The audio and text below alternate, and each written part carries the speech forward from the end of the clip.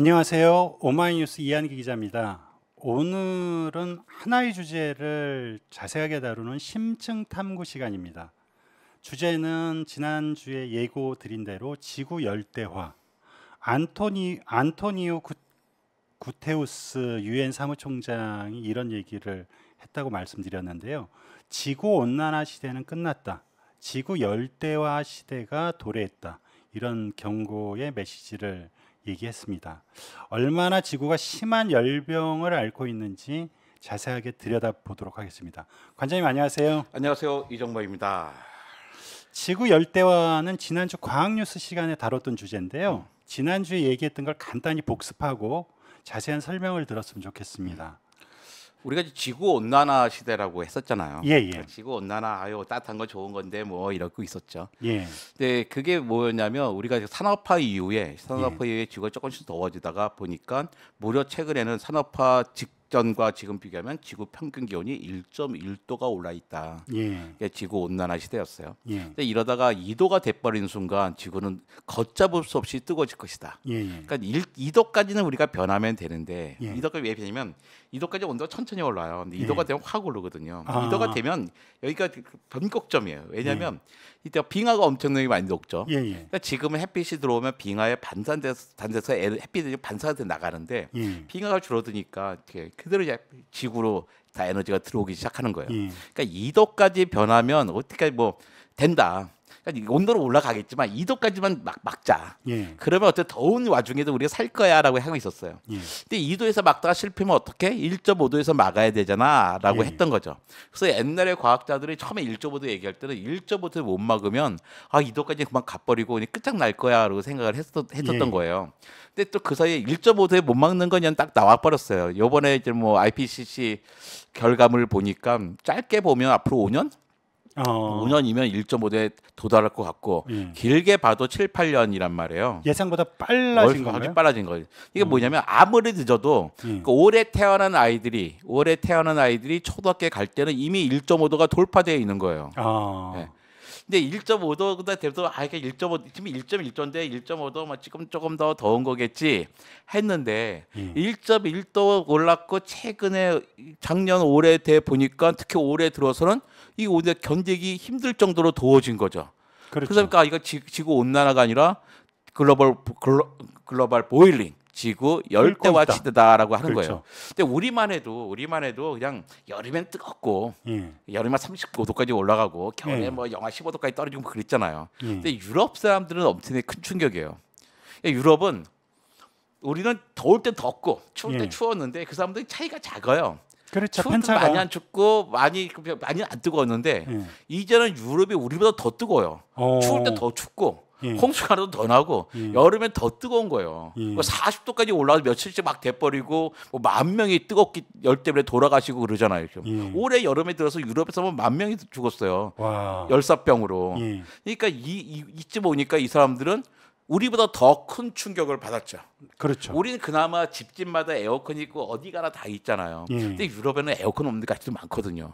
특히 북극 쪽 가보면 에어컨을 달 거라고 상상을 해보지 못했어요. 요번에 우리나라 삼성이 올해 저기 별로 안 좋았잖아요. 실적이. 근데 LG는 엄청 좋았거든요.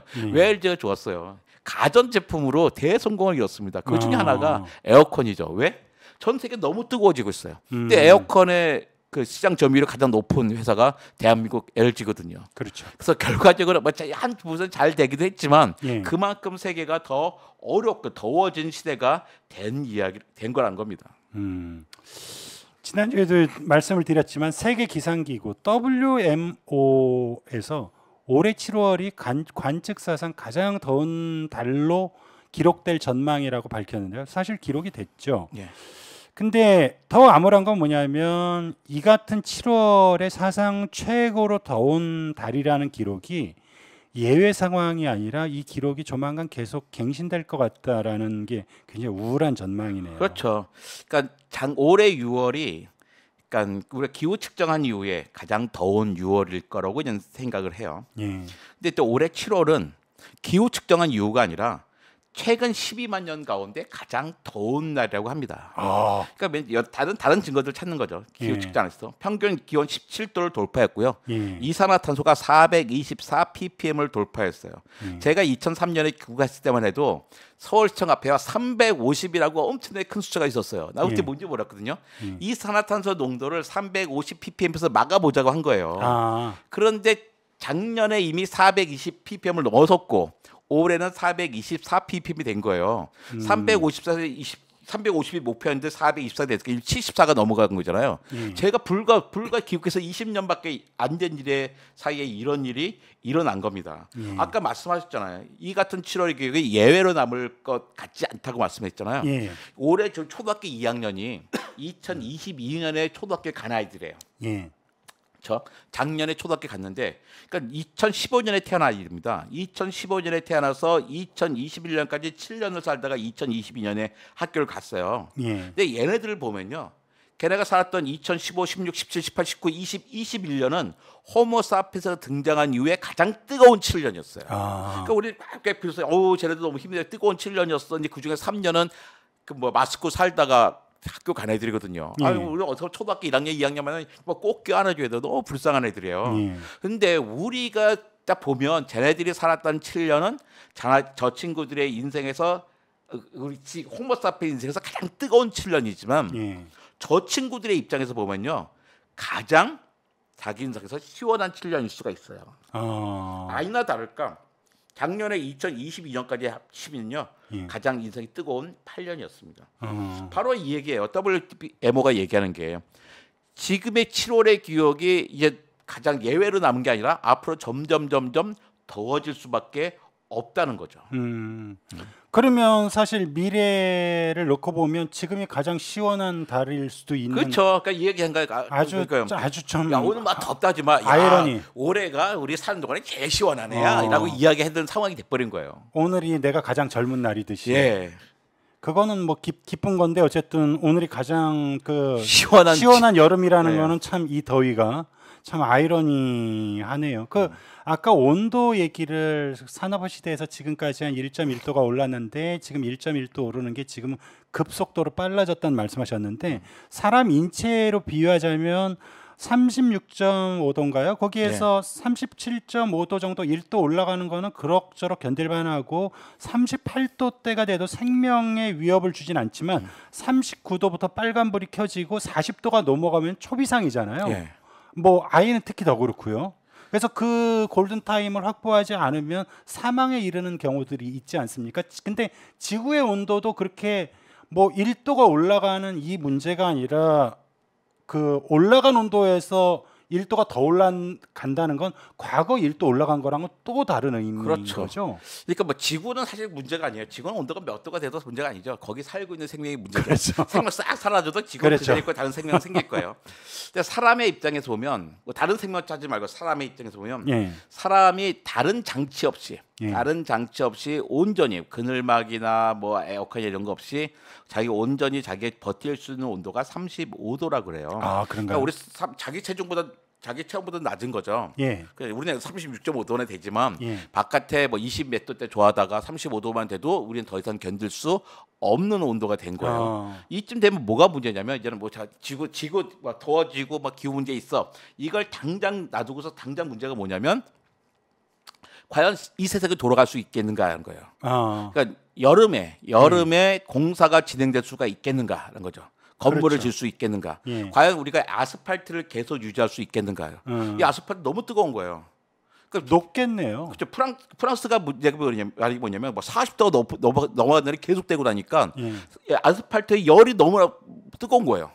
뜨거운 데다가 여기만 녹아 나가니까 과연 우리는 아스팔트라고 하는 아주 편리한 도로를 갖고 있었는데 아스팔트가 앞으로도 유용한 도로 방식일까? 또 여름에 우리는 이제 뭐 겨울에다가 양생을 하잖아요, 시멘트. 양생을 할 때 너무 빨리 돼도 안 되고 너무 오래 걸려도 안 돼요. 그렇죠. 적당한 시간 동안 시간을 가져야 되는데 온도가 높으면 높을수록 빨리 돼버리죠. 여름에 온도가 40도 이렇게 올라가 버리면 이게 충분히 결합력을 갖기 전에 단단해져 버려가지고 건물이 되게 허술해질 수 있는 거예요. 강도가 낮아지는 거죠. 거죠. 쉽게 부서지는 거예요. 그렇다면 우리가 1년에 집을 지을 수 있는 시간도 되게 줄어들게 되는 거죠. 그것도 어떤 문제가 파생돼요. 그러면 건설 노동자들은 1년에 일할 수 있는 날이 점점 줄어들 수밖에 없어요. 그러니까 이런 다양한 문제들이 앞으로 사회에서 파생합니다. 그러니까 온도 문제가 아니에요. 이제 온도는 이제 우리가 다 알고 있잖아요. 이런 문제는 다 알고 있는데 이제 거기서 좀 문제를 해결하려고 그러는데 여기서 생기는 사회 문제 여기도 관심을 가져야 되는 거죠. 그러니까 우리는 기후가 문제다 그러면 에너지 전환하고 이런 것만 생각하는데요. 에너지 전환은 과학자 할 거예요. 지금 하고 있으니까. 또 고민할 게 뭐냐면 이제는 드디어 인문사회학자들 일반인들이 나타나서 뭐 해야 되냐면 그 여기서 생기는 사회 문제들을 어떻게 해결할 것인가 이제 고민을 해야 되는 겁니다. 종합적인 분석을 하고 대책을 세울 때가 된 거죠. 예, 관장님이 이제 뭐 방송 전에 한번 읽어보라고 주신 그 기사 중에 하나가 이제 참여형 미디어 플랫폼인 얼록소. 전 처음에 이 사이트 명칭이 그 동물 이름인 줄 알았더니 All Look at Society에서 그 줄임말이더라고요. 그래서 최근 이 사이트에 실린 기사 제목과 그래프가 좀 강렬했는데요. 기사 제목이 그래프가 혼자 이상해 전례 없는 해수면 온도라는 제목이었고 그래프를 보고 굉장히 좀 충격을 받았습니다. 그래프 화면 좀 띄워주십시오. 그러니까 이걸 4월달에 그냥 보여준 건데요.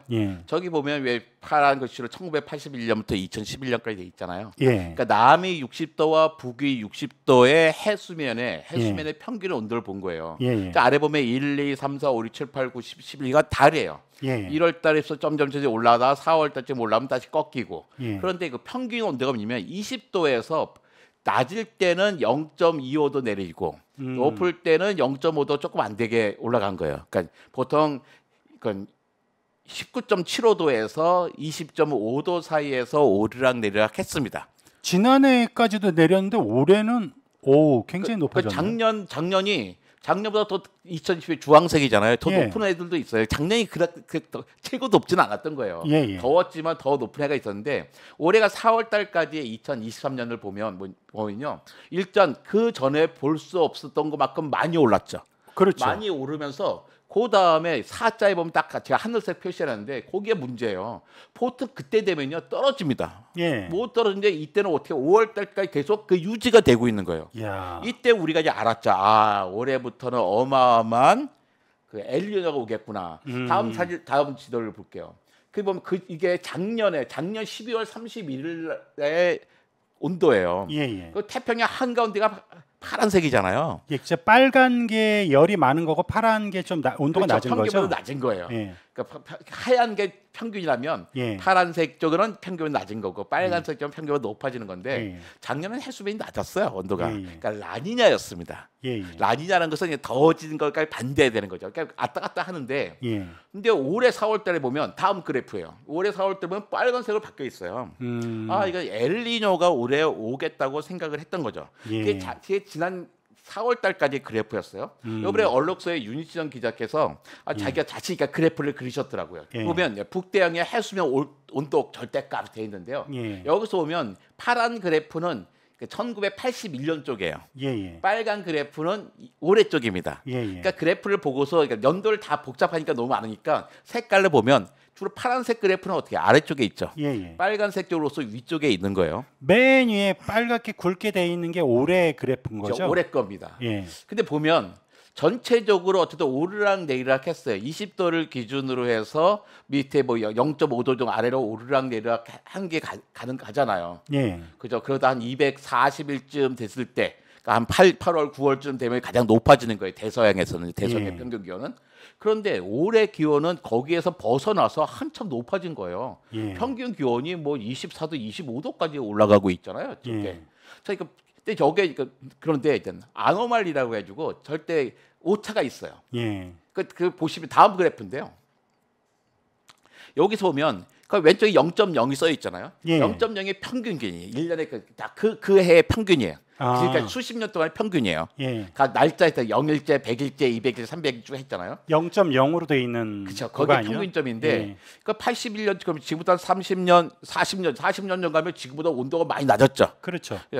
그때는 그게 정상이었던 건데 점점 예. 높아져 평균이 높아진 건데 파란색 쪽에서 점점 더 노란색, 주황색 오르면 높아졌어요. 예. 그래도 어쨌든 그 패턴이라는 게 있었어. 그 범위 안에서 오르락 내리락했는데 올해 보는 거 어떻게 200일째 보면요 1.5도를 훨씬 넘어섰잖아요 평균에서부터. 그러니까 평균값에서 1.5도를 더 넘어서인 거예요. 완전 박스권을 벗어났네요. 그렇죠. 이건 그 전에 우리가 알고 있었던 과학적인 상식으로는 설명할 수 없는 현상이 된 거죠. 자, 이건 북대해성입니다. 그럼 세계는 예. 어떨까? 이게 전 세계 바다의 해수면 온도예요. 예. 여기도 밑에는 X축은 0일, 100일, 200일, 300일 된 거고. 예. 그러니까 전 세계는 북대성보다 낮아요. 그러니까 평균점 보면 20전 영도보다 조금 높은 온도가 있잖아요. 예. 그 아래서부터 그 뭐 0.몇 도 정도, 0.2도 정도 왔다 갔다 하고 있습니다. 예. 그런데 여기도 마찬가지로 올해 보면 어떻게 해요? 100일째 되면 3월 말쯤 되는 거잖아요. 예. 3월 텐데 그때부터 또 안 내려오고 있다가 지금부터는 200일째가 엄청나게 높아져 있죠. 우리가 측정한 이후로 한 번도 상상하지 못했던 온도에 올라가 있는 겁니다. 이게 마지막 그래프입니다. 이 마지막 그래프도 마찬가지로 보면 파란색은 옛날이고 예. 빨간색은 최근이에요. 예. 근데 0.02 전 세계 해수면 평균 온도죠. 그 예. 날에. 예. 그 날에. 근데 매달 낮았다가 점점 높아지는데 200일쯤 와 보니까 어떻게 평균에서 너무나 벗어나 있죠. 예. 평균점에서 0.75도, 0.8도까지 벗어난 거예요. 아니 지금 지구의 기온이 예. 산업화 이후에 100년 동안에 1.1도가 올랐는데 최근에 어떻게 해요? 올해는 갑자기 0.8도가 높아진 거예요. 저 100년 동안의 게 아니라 최근 몇십 년의 데이터란 말이에요. 예. 그러니까 우리가 알고 있는 것과는 전혀 다른 방식으로 기온이 변하고 있는 겁니다. 예. 아직까지 예. 엘니뇨 현상은 시작도 안 했어요. 어. 엘니뇨가 시작도 안 했는데 벌써 이렇게 더워지고 있으니 우리가 얼마나 많은 폭우가 내릴 것이며 얼마나 많은 더위에 우리가 빠져 있을 것인가 올해는 진지하게 고민을 하고 걱정을 해야 되는 상황입니다. 그러니까 경험해 보지 못한 기후 위기 상황에 이제 더 직면할 수 있다는 거죠. 더 심각하게. 그렇죠. 그러니까 제목이 그래프가 혼자 이상해 이게 썸짓하게 저 그래프를 보니까 썸짓하게 다가왔는데 관장님 말씀을 들으니까 좀 보통 심각한 문제가 아니네요. 그러니까 그동안 그 작년까지의 그래프를 본 과학자들은 올해도 그냥 좀 높아지긴 하겠지만 여기 이렇게 있겠거니 했는데 아주 동떨어져 있는 거예요. 그러니까 특히나 저 해수면이라는 건 한 국가의 국지적인 더위나 이런 문제가 아닌 거 아닙니까? 전 세계가. 그러다 보니까 이제 여러 가지 표현들이 생기게 되는 거죠. 그 뭐 글로벌 보일링이라는 말이 있는 거 하냐면 그 케르베우스 예. 그 더위라는 예. 이야기도 합니다. 예. 케르베우스가 뭐냐면 거기 나와요. 단테의 신곡에. 단테의 신곡에 가장 무서운 괴물인 거예요. 예. 또 어디 나오냐면 요즘 아이들은 잘 알아요. 왜냐면 해리포터에 예. 머리 3개 달린 개 나오거든요. 그러니까 이 케르베우스 더위다. 이 케르베우스 열풍이라는 거예요. 예. 유럽의 온도가 49도까지 올랐어요. 예. 제가 저번에 저기 갔다 와서 카타르 예. 카타르 도하에서 46도 경험해봤다 그랬잖아요. 예. 46도 그러니까 23도짜리 호텔에 딱 나가니까 숨이 막혀가지고 다시 튕겨서 들어왔었는데 그게 카타르가 아니라 유럽에서 그 경험을 하는 거예요. 예. 하루도 아니고 일상적으로. 그러니까 사람들이 죽어나가고 일을 하지 못하고 그 스페인이나 이탈리아 같은 건 뭐 했었냐면 거기 시에스타라는 거 했잖아요. 예. 낮잠 잤단 말이에요. 예. 근데 어느 날 보니까 이 나라들 낮잠 자고 행복하게 잘 살았는데 야 이건 세계가 세계화되고 있고 평평해지고 있어서 우리만 이렇게 낮잠 자가지고는 안 되겠어. 우리 이거 시에스타 없애버리자고 그랬었는데 다시 야 이거 시에스타 안 하면 우리 못 견디겠는데라는 말이 나오게 된 거죠. 그러니까 우리의 삶의 패턴을 바꿔야 되게 됐습니다. 그러니까 이 얘기는 따로 있는 거예요. 지금 에너지 전환하고 이런 문제는 별도로 놔두고 일단 문제가 이렇게 있다. 근데 이 문제가 에너지 전환이나 이렇게 해결하는 문제뿐만 아니라 우리가 근본적으로 당장 생활을 바꿔야 될 문제가 생긴 거예요. 자 어떻게 할까요? 그 많은 그 사람들에게 겨울엔 추웠잖아요. 그렇잖아요. 그 특징이 뭐냐면 여름이 더워지면 겨울은 추워질 수밖에 없습니다. 총량이라는 게 있죠. 여름이 더워지면 어떻게 해요? 전체적으로 북극과 남극 양극지방에 그 튼튼하게 줄어들 수밖에 없어요. 그러니까 냉기가 어떻게 가요? 아래로 내려오죠. 예. 그러니까 더 데이 애프터 투모로우라는 영화 있었잖아요. 예. 그거랑 비슷한 거예요. 거기서 뉴욕까지 얼어버리잖아요. 그러니까 지구 더워지면 겨울이 추워질 수밖에 없거든요. 그러니까 극단적인 날이 계속 반복되는 거예요. 그러니까 저소득층은 정말 힘들어지죠. 겨울엔 추워서 힘들고 여름엔 더워서 힘들어집니다. 그렇죠. 자, 그럼 에너지 가격을 어떻게 할 것인가? 예. 그러니까 그분들이 살 수 있게끔 에너지를 공급해줘야 되고 추위 대피소, 더위 대피소를 만들어야 되는 거죠. 저는 이럴 때는 뭐가 필요하냐면 세금 더 걷어야 됩니다. 세금을 걷지 않으면 지금 평균 보통 사는 데서 벗어나 있는 분들이 있잖아요. 한쪽 끝으로 벗어나 저소득층은 너무나 살기 힘든 세상이 돼버린 거예요. 그러니까 요 날씨 같은 건 대충 누구나 똑같이 날씨는 공평한 거 아니야? 공평하지 않습니다. 그러니까 기후 변화가 그래요. 기후 변화가 1.5도 충격 이야기하는데 이건 절대로 공평한 게 아니에요. 더워지는 지역이 있고요, 추워지는 지역이 있어요.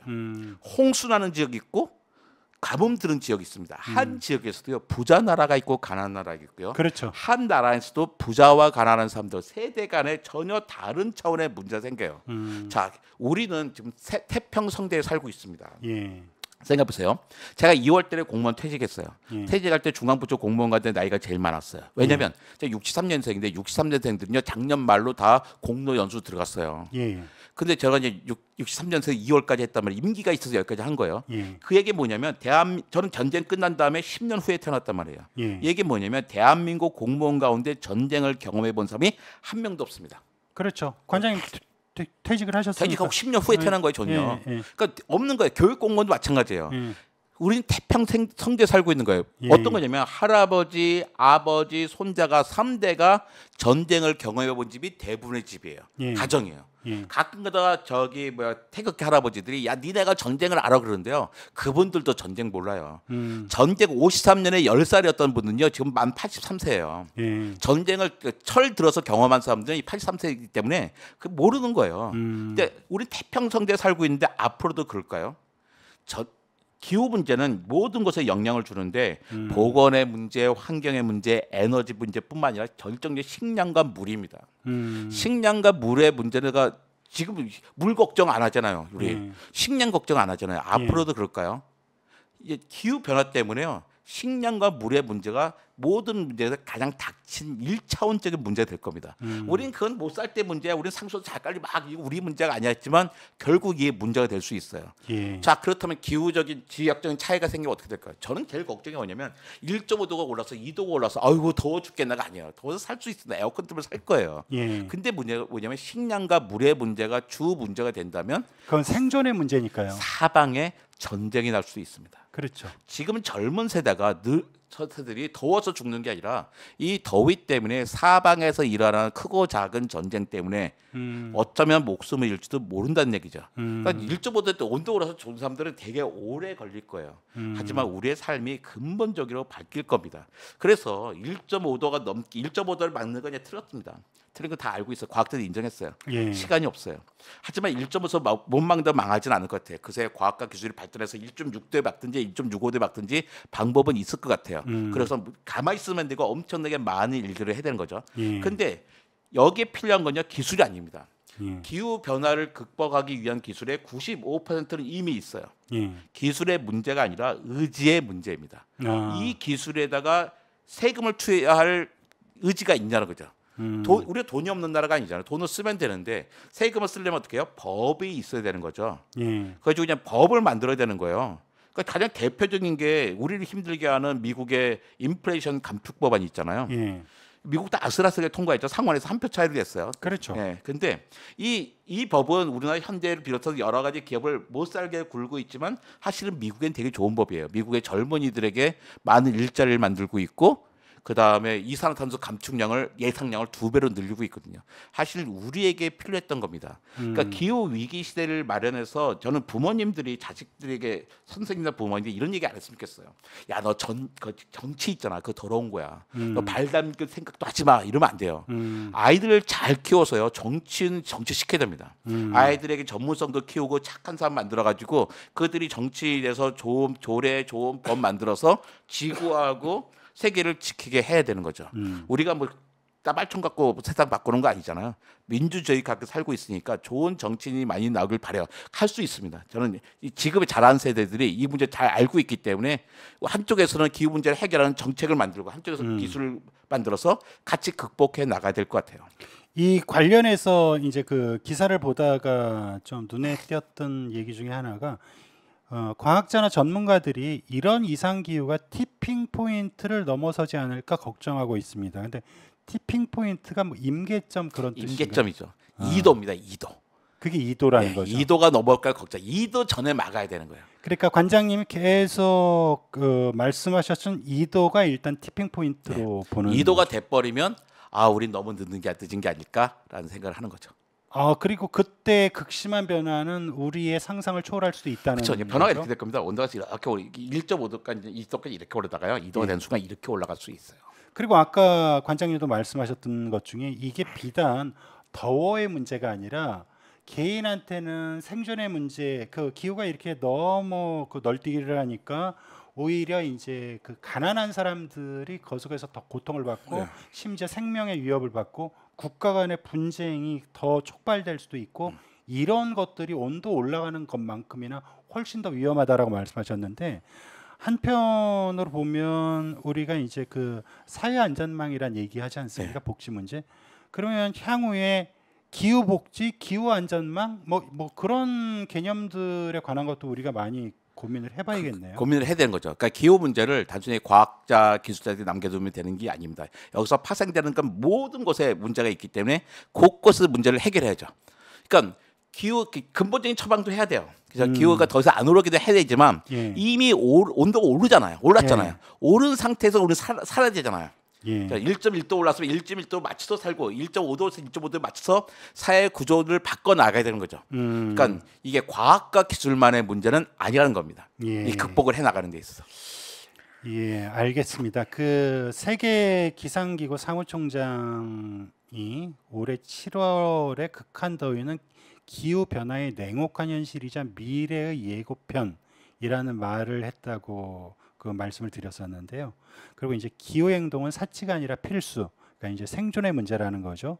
그 이정모 관장님 말씀을 들어봤더니 비단 이제 더워진다의 문제가 아니라 우리의 어떤 개인뿐만 아니라 사회, 국가의 아주 실질적인 그 위협 요소가 되는 위험 요소가 되는 그러니까 말 그대로 그 불덩이 폭탄 같은 게 이제 터질 수도 있는 이렇게 확장될 수 있는 그리고 그게 실제 현실화될 가능성이 높아서 더 위험한 거기 때문에 그 티핑 포인트 2도를 넘지 않도록 각 나라에서 진짜 그리고 그 나라에 속해 있는 구성원들이 진짜 냉혹한 현실을 제대로 들여다보고 지금부터라도 아주 그 여러 가지 측면에서 그 할 수 있는 조처들을 다 해야 되겠다라는 생각이 듭니다.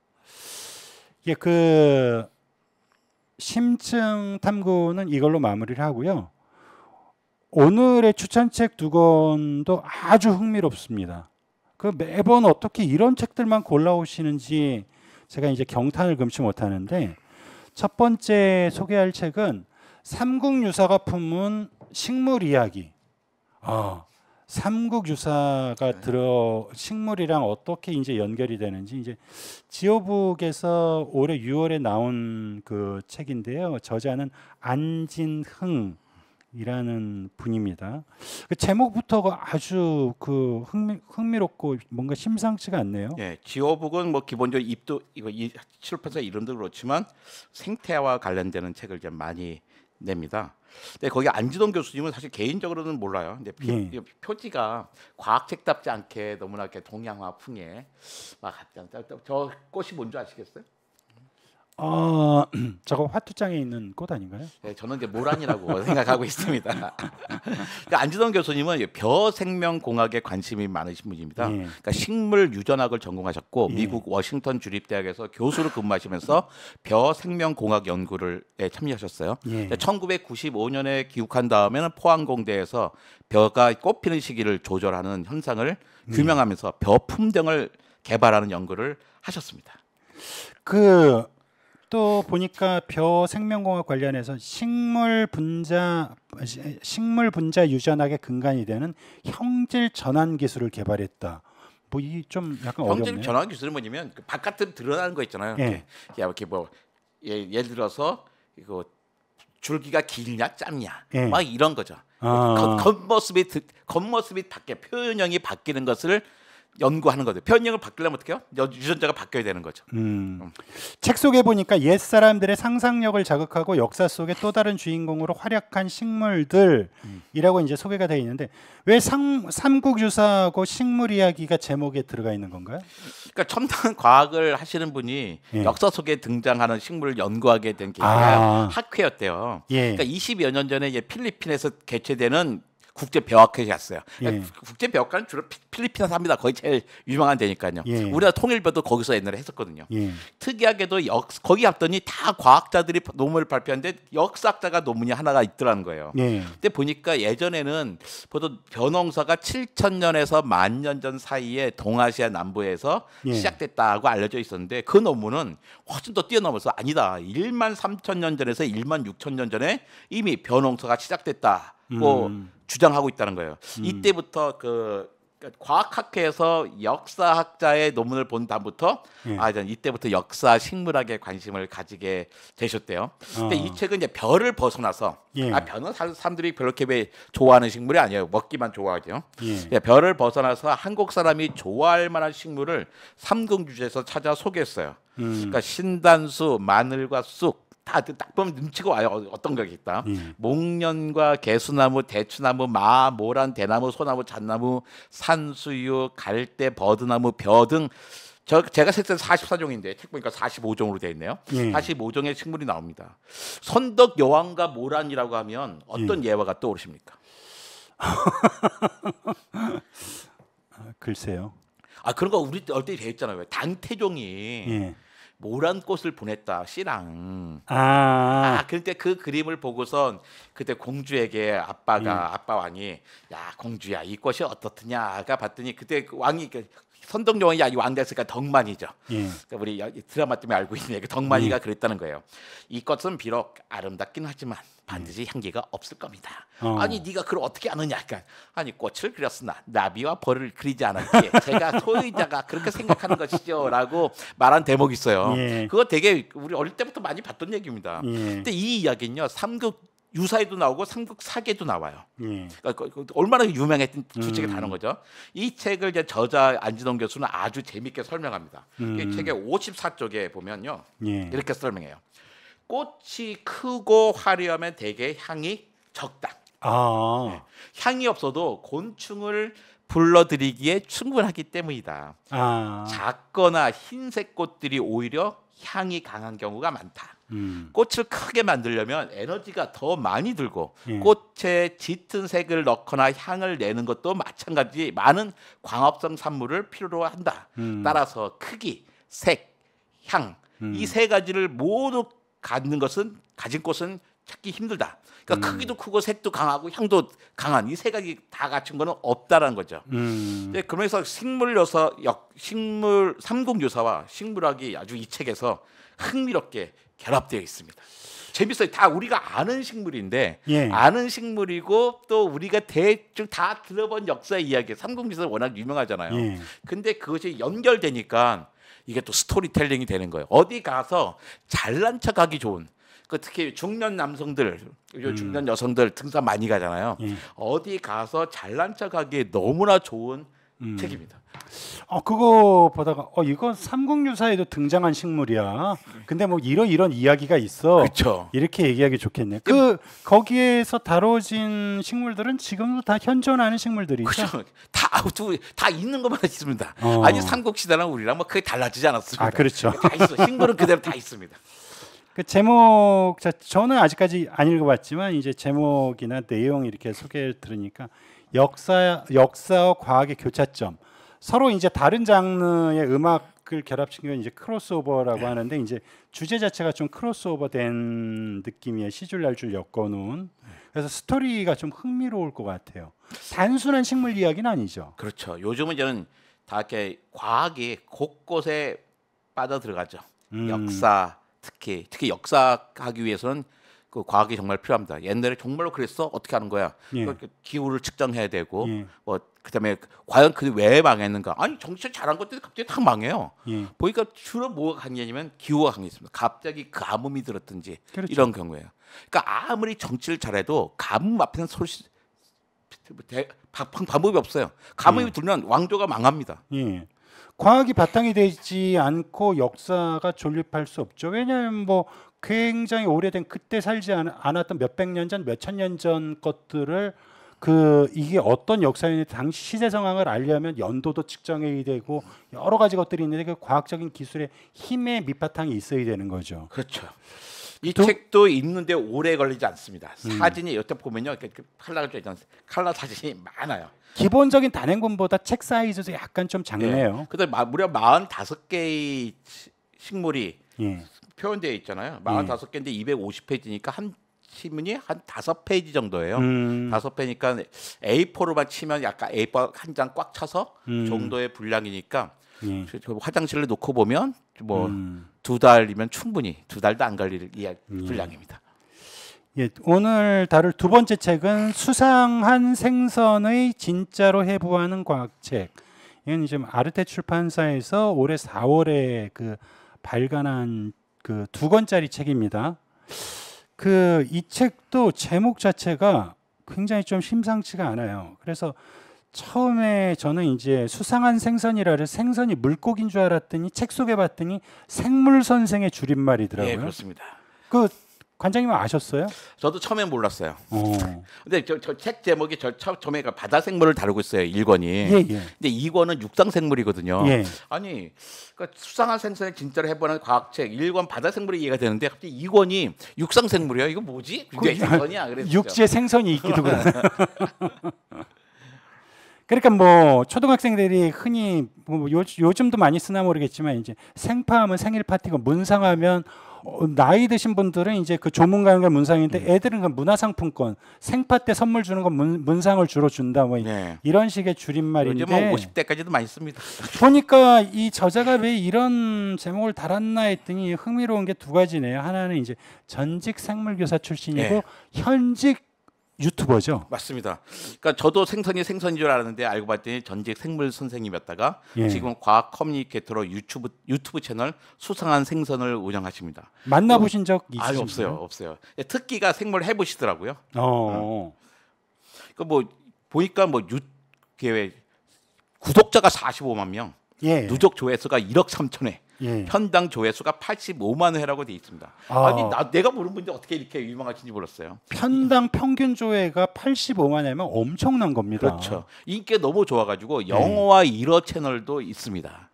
이제 번역된 채널이요. 한번 이분의 유튜브를 방송을 보신 적은 없으신가요? 지금 나중에 보니까 본 적이 있더라고요. 그때는 알고 본 거 아닌데 당시에는 이분인지 모르고 봤죠. 모르고 봤어. 야, 이거 참 재미있는 분이 있네. 그 정말 재미있게 해부를 사실 징그럽다 생각하는데 하나하나 갖다가 너무나 재미있게 잘 설명해 주세요. 관장님 말씀하셨듯이 1권은 바다생물, 2권은 육상생물인데 뭐 책 어떤 식의 내용들을 담고 있나요? 결국 생물 해부를 다루는 책입니다. 생명을 이해하려면 몸 안을 들여다봐야 되죠. 의사가 되기 전에 사람 몸을 해부하면서 사람을 이해하는 것과 같습니다. 근데 요즘은 해부 수업이 어려워요. 저희 때만 해도 학교에서 개구리 같은 거 많이 해봤는데 요즘은 잘 하지 않습니다. 왜냐하면 안전하고 윤리 문제 때문에 생명 존중을 잘 못해요. 요즘 아이들 만만치 않습니다. 그래서 어디서 하냐면요, 과학관 같은 데 할 수 있어요. 과학관은 정확하게 하고 싶은 애들이 오잖아요. 그리고 처음에 철저하게 훈련을 받습니다. 이미 죽어 있는 생물이지만 이 생물들에게 존엄성을 인정하자는 거예요. 눈알 빼내고 이렇게 하지 말고 암을 자르지 말고 우리가 해야 되는 만큼은 충실히 합니다. 식물 해부를 실제로 해볼 수 있는 것이 없어요. 이제 학교에서도 안 합니다. 그러니까 겨우 할 수 있는 것은 서울시립과학관. 서울시립과학관은 아주 좋은 해부 프로그램이 있거든요. 그거 정도예요. 기회 있으면 미리 신청하셔서 하면 좋겠어요. 이건 아주 훌륭합니다. 해부를 해야 생물을 분류할 수가 있어요. 외부 형태와 내부 기관을 볼 수 있으니까요. 예를 들어서 상어는 다른 생물하고 다른 물고기하고 완전히 달라요. 뼈가 단단하지 않고 연체 동물이에요. 그래서 가만히 떠 있으면서 헤엄을 칠 수가 없어요. 왜냐면 아가미가 다르게 생겼습니다. 우리는 상어 그러면 왜 그래서 얘는 막 움직여야지만 숨을 쉴 수가 있는 애들이에요. 예. 상어 그러면 뭐가 생각나요? 딱 이렇게 바다 위에 등지러미가 딱 새우 그 헤엄치는 무서운 모습을 생각하잖아요. 예. 그게 왜 그러냐면요. 이 등지러미가 헤엄을 칠 때 방향을 잡아주는 역할을 합니다. 상어 같은 연골어류는 불에가 없어요. 불에가 공기중에서 뜨게 해주는 거잖아요. 그렇죠. 그럼 어떻게 떠요? 그러니까 빨리 가면서 숨 쉬고요. 예. 빨리 간다고 막 뜰 수 있는 건 아니잖아요. 예. 뜨려면 뭔가 몸에 가벼운 부분이 있어야 되는데 그게 바로 간이에요. 간. 상어는 간이 엄청나게 큽니다. 근데 간은 상대적으로 기름 성분이 많거든요. 예. 기름은 물보다 가볍잖아요. 그러니까 간이 크다는 건 뭐냐면 그 물보다 작은 부분이 크기 때문에 이가 부력을 만들어 주는 거예요. 그러니까 이런 식으로 바다 생물을 해부해서 그 모습을 보여주면서 왜 그런 모습을 가졌는지를 설명하는 책입니다. 굉장히 실증적인 책이네요. 재밌어요. 예. 분류학뿐만 아니라 진화를 이해하는데도 아주 좋은 책이에요.